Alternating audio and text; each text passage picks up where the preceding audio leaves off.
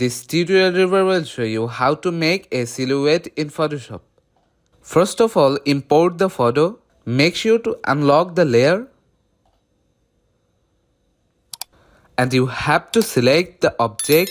In order to select object, I'm going to use the quick selection tool.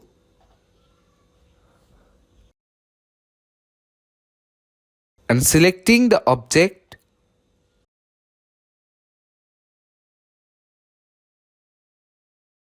Now click on this mask icon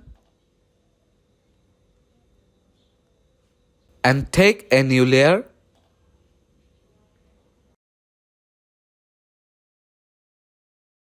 Now hide the upper layer and select here white color and select pen bucket tool.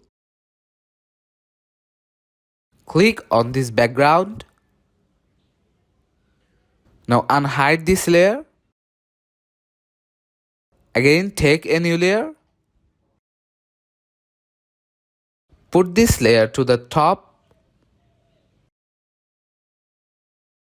and select this first layer.